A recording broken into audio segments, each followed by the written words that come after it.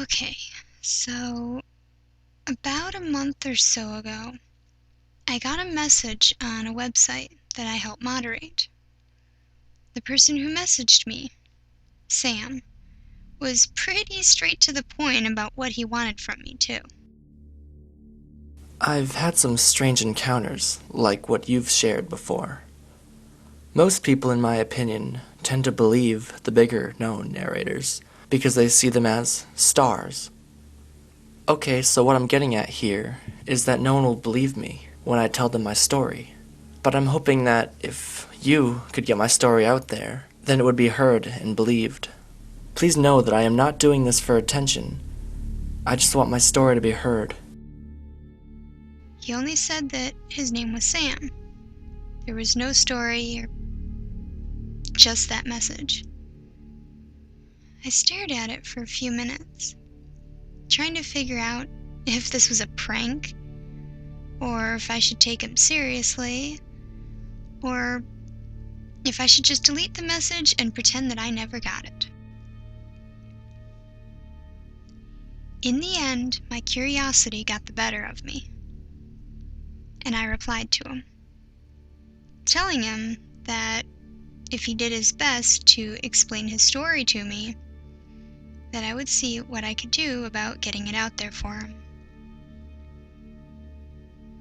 I hit send reply and closed out of the site, figuring that I wouldn't hear back from him for at least a half a day or more. Not even an hour later, I had a reply from him. I opened up the message, and this is the story that he had shared with me. My story begins in the small town of Ottawa, Kansas. My dad got a job in Ottawa, so we bought a house that had just been listed and moved in. It was a 2-story house, right on the outskirts of the town. It had a huge living room which led into the kitchen that had an island in the middle of it. This is where it all started. One day, about a year after we'd moved in, I had a strange desire to go into the kitchen around 2 in the afternoon. When I came round to the island, I saw a small boy, about 6 years of age, sitting cross-legged on the floor, reading a book. The weird thing about him was that he was gray. His skin, his hair, even his clothes were all completely gray. I only got this short glimpse of him, and then he vanished before my eyes. 2 years after that, we moved to a different house in Kansas. Once again, after about a year of living in this new house, I saw the boy again. I saw him out of the corner of my eye, sitting on the other side of the bathroom. But when I looked up, he was gone. Then, one night, my dad said that he'd seen the gray boy as well. He had thought it was one of my little brothers because he was standing at my mom's side of the bed. When he asked the boy what was wrong, the boy took off into the hallway. My dad followed him, peeking into all the bedrooms. But everyone was fast asleep. A few months after this, I was laying in bed around 9 in the morning when I heard and felt someone slapping my mattress. I rolled over and came face to face with the gray boy. I slapped my mattress 3 times, and the boy mimicked me exactly. I got annoyed, and so aloud I said to the boy, "In the name of the Father, the Son, and the Holy Ghost, I command you to leave this house and this family in peace." I'm Christian, and I believe that this worked because I haven't seen him since.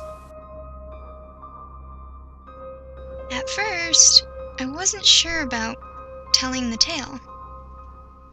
The extreme time gaps in the story did make it seem pretty unrealistic. Most hauntings are more persistent rather than only appearing once every year or two.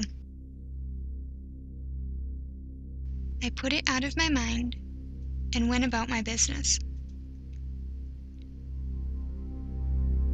Why am I telling you this story then, ask? Well, recently, my family and I moved into a new house. It was a long time coming, and I was extremely excited to move in. But one morning, when I came out of the shower and went into the living room, I swear I had seen a small boy, perhaps 6 years of age, standing in our kitchen, staring at the loaf of bread sitting on our counter. I didn't say anything. I was completely dumbfounded. The young boy was completely gray.